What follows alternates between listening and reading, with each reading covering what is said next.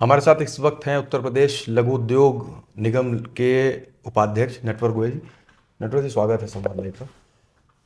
पहले तो ये बताइए कि आप बनारस से हैं मुद्दा, हाँ। तो बनारस से लखनऊ में आके स्थापित होना कैसा है, सफ़र रहा जब तक?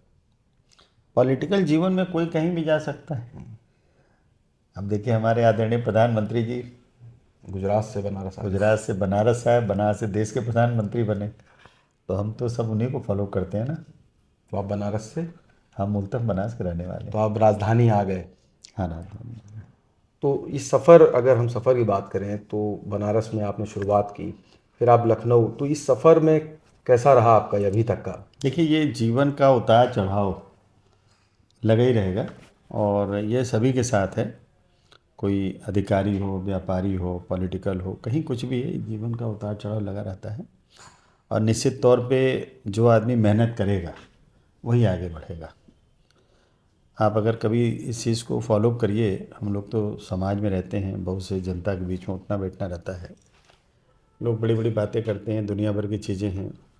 आदरणीय प्रधानमंत्री जी के लिए भी कुछ अच्छी भी, कुछ वैसे भी लोग करते रहते हैं।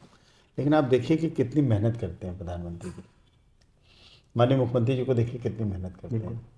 तो जो आदमी ये लगा, देखिए क्या होता है, ईश्वर की कृपा से, हम अपनी मेहनत से हम नंबर 1 पे आ गए। ये एक बात हुई। अब हमें मेहनत क्या करनी है, नंबर 1 पर बने बने रहने की। रहेंगे। तो ये जो मेहनत होती है, ये ज़्यादा, मतलब ज़्यादा महत्वपूर्ण मेहनत ये हो जाती है कि नंबर 1 पे बने रहें। ऐसा नहीं कि नंबर 2 नंबर 3 पे फिर चल रहे। आप व्यापारी वर्ग से हैं और इस समय लघु उद्योग का जिम्मेदारी भी आपके पास है, तो विभाग में अगर विभाग की बात करें तो किस तरीके का कार्य चल रहा है और क्या कर रहे हैं आप लोग देखिए, विभाग में? लघु उद्योग निगम जो बना हुआ था, ये काफ़ी पुरानी संस्था है। इसमें मेन ये था कि हम छोटे व्यापारियों को ज़्यादा से ज़्यादा रोज़गार दे सकें, ज़्यादा से ज़्यादा लाभ दे सकें, उसी का एक अभिन्न अंग है ये। अभी क्या हुआ कि माननीय मुख्यमंत्री जी के साथ जो मीटिंग हुई, उसके बाद और भी चीज़ें निखर के आई। हमारे यहाँ काफ़ी ब्यूरोक्रेट्स वगैरह भी हैं, अच्छी संस्था है। उसमें ये हुआ कि अभी देखिए, हम लोगों ने नई नई स्कीम ला रहे हैं। उस स्कीम में ये हुआ कि पहले जैसे आप बड़े यूनिट लगाते हैं, बड़ी यूनिट के अंदर में 500 लोग, 200 लोग, 400 लोग काम करते हैं। और उसके साथ साथ दूसरी बात क्या है कि वहाँ पे काफ़ी सिस्टम कंप्यूटराइज भी हैं। तो हम लोगों ने इस चीज़ को थोड़ा सा इसमें लाया कि हम लोग इंटीरियर, माइक्रो इंटीरियर में छोटे छोटे प्लॉट काटेंगे। और कुछ अगर कम पैसे की ज़रूरत है व्यापारी को, मतलब कम पैसे हैं उसके पास, तो हम फ्लैटेड फैक्ट्रियाँ भी बनाएंगे। जैसे आप फ्लैट्स बनाते हैं, इस तरीके से। तो उसमें 5,000 स्क्वायर फीट में हम लोगों को फैक्ट्री ले देंगे। जैसे छोटी छोटी यूनिट है, किसी को अचार पापड़ बनाना है, किसी को मुरब्बे का है, किसी को और भी बहुत घरेलू सारी उद्योग जैसा घरेलू अगर उद्योग कुछ है। टाइप का है। मतलब कई ऐसी यूनिट है जो कि आपको लगता है साड़ी से लेके बहुत सी चीज़ें जो छोटी जगह पे बनाई जा सकती है। क्या है कि उसमें दो चीज़ों को प्रमोट करना बहुत ज़रूरी है।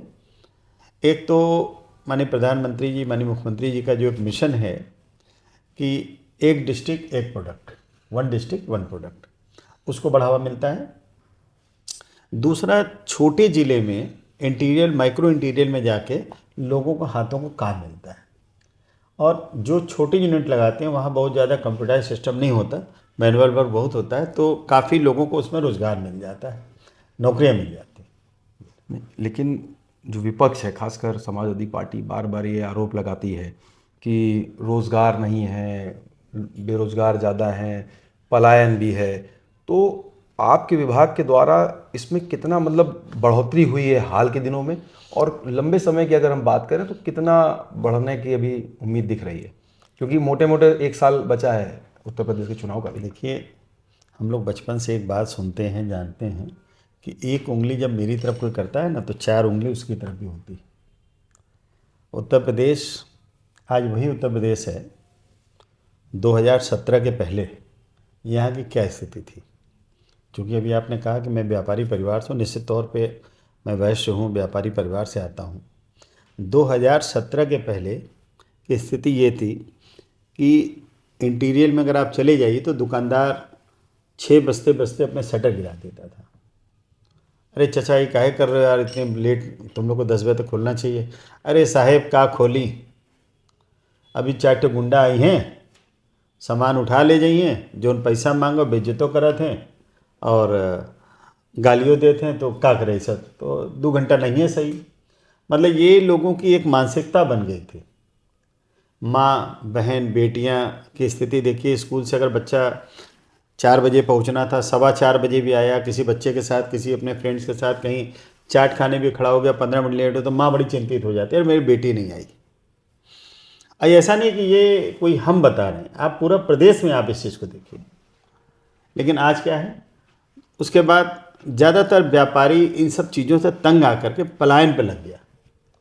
यहाँ के लोग दूसरी जगह जाके नौकरियाँ करने लगे, यहाँ के व्यापारी जाके दूसरी जगह अपना यूनिट लगाने लगा। लेकिन आज जब से माननीय मुख्यमंत्री श्री योगी आदित्यनाथ जी के नेतृत्व में उत्तर प्रदेश की कमान आई है, तब से आप देखिए कि जो लोग कहते हैं कि वास्तव में कि मुख्यमंत्री जी ठोक देंगी भाषा बोलते हैं, तो ठोक देंगी भाषा न बोले तो करें क्या, वो आरती उतारे बैठ करके, अपराधियों की आरती उतारें कि आप आओ यहाँ पे अपराध करो। उनको एक विकसित प्रदेश चाहिए, साफ सुथरा शांति वाला प्रदेश चाहिए, जहाँ पे माँ बहन बेटी सुरक्षित रहें, व्यापारी सुरक्षित रहें। माननीय मुख्यमंत्री जी हमेशा एक भाषण में कहते हैं कि अपराध करने वाला, किसी व्यापारी और बेटी को छेड़ने वाला व्यक्ति ये तय कर ले कि अगले चौराहे पे यमराज उसका टिकट काट के खड़ा है। तो हमें ऐसे प्रदेश की ज़रूरत है या 2017 के पहले वाले प्रदेश का, वाह बताइए। वर्ग की अगर हम बात करें, वैश्य समाज का आप नेतृत्व करते हैं उत्तर प्रदेश में, किस तरीके का उस संगठन में आप काम कर रहे हैं, और जो अपना आपके जो वैश्य समाज है उसको जोड़ने, क्योंकि बहुत बड़ा वर्ग है, खासकर मैं बताऊं, व्यापारी है ये एक उसमें। मेरे लिए शौक सेवा सम्मान का विषय है। मैं 2007 से लगातार 3 साल प्रदेश का कोषाध्यक्ष रहा अखिल भारतीय वैश्य महासम्मेलन में, और कंटिन्यूअस 4 बार 3 निर्विरोध मैं यहाँ का प्रदेश अध्यक्ष भी रहा। जबकि हमारी संस्था में एक नियमावली है कि हम लोग 3 बार से ज़्यादा प्रदेश अध्यक्ष नहीं हो सकते। अभी वर्तमान में मैं राष्ट्रीय उपाध्यक्ष भी हूँ। तो वैश्य समाज की जो एक खुशी की लहर जो उत्तर प्रदेश में आई है, मैं उत्तर प्रदेश की बात कर रहा हूँ वर्तमान में, तो 2017 के पास कहीं ना कहीं देखिए, वैश्य है तो व्यापारी है, व्यापारी है तो वैश्य है, और ज़्यादातर आप वैश्य को देखेंगे तो कहीं ना कहीं व्यापार में है। शायद यही कारण है कि माननीय मुख्यमंत्री जी ने ये जिम्मेदारी हमको दिया कि लघु उद्योग के निगम के माध्यम से आप ज़्यादा से ज़्यादा नौजवानों को रोज़गार दे सकें, पलायन रोक सकें, लोगों के मन में एक विश्वास बना सकते हैं, एक ऐसा विश्वास कि जो उनको लग भी रहा है, दिख भी रहा है। हम कोई झूठा कोई ऐसा प्रचार नहीं कर रहे हैं कि नहीं साहब ये बहुत अच्छा काम करते हैं, ये प्रचार दिख रहा है आपका, कोई ये नहीं चीज़ें। तो सबसे बड़ी बात है कि व्यापारी को व्यापार करने के लिए क्या चाहिए, एक साफ़ सुथरा शहर चाहिए, साफ़ सुथरा माहौल चाहिए, भय मुक्त शासन चाहिए, भय मुक्त प्रशासन चाहिए, वो उसको मिल रहा है।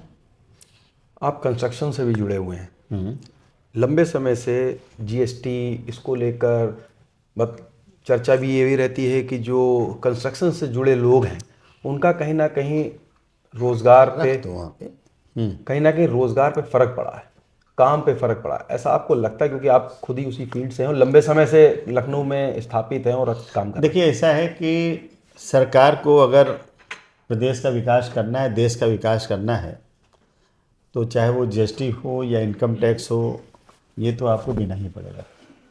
आप अच्छी रोड मांगते हैं, अच्छी इंफ्रास्ट्रक्चर मांगते हैं, आप अच्छे सुशासन चाहें, तो कहीं नहीं हर चीज़ का खर्चा तो आता है। तो वो एक जीएसटी भी एक उसका पार्ट है।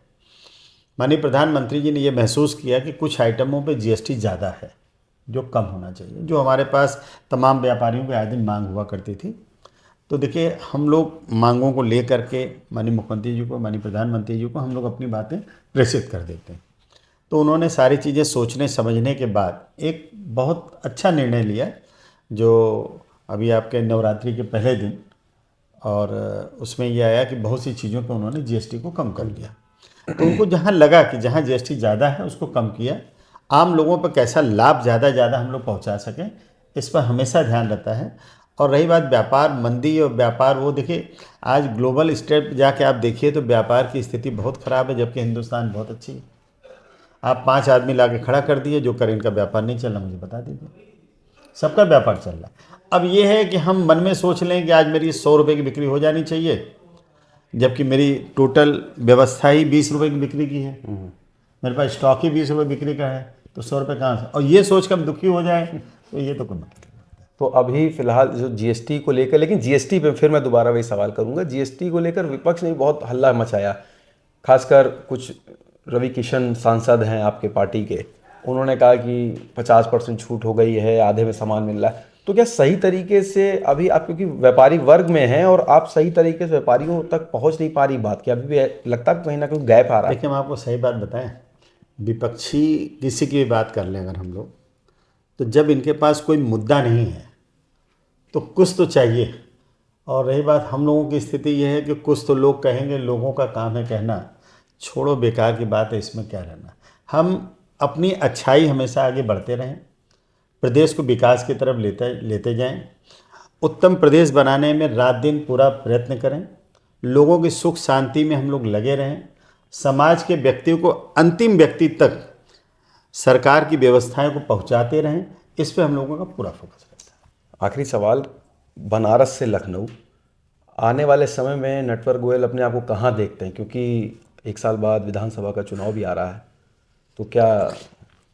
देखिए, ऐसा है, कल क्या होगा ये तो वक्त के गर्भ में है, लेकिन फिर जो भी होगा विचार एक विमर्श। बात समझिए, मैं बनारस में पला, बनारस में पैदा हुआ, बनारस में पला, बनारस में बड़ा हुआ। हम जीवन में नहीं सोचे थे कि हम लखनऊ आ जाएंगे, लेकिन अचानक कुछ ऐसा हुआ कि हम लखनऊ आए। अब कल क्या होगा ये ईश्वर के हाथ में है, वक्त के घर में है। कुछ भी अपने मन से सोचने की बात है तो हम कुछ भी सोच करके खुश चाहते तो हो, मतलब आप क्या चाहते हैं? ऐसा है कि जो सोच, अगर हमारी सोच से ही सारा काम होता तो बहुत ही अच्छा सोच लेते, तो सोच से नहीं होता, सब ईश्वर की कृपा से होता है, हमारी मेहनत लगन तपस्या से होता है। हम अच्छा कर्म करें, इस पर हमें पूरा ध्यान रखना है। शुक्रिया।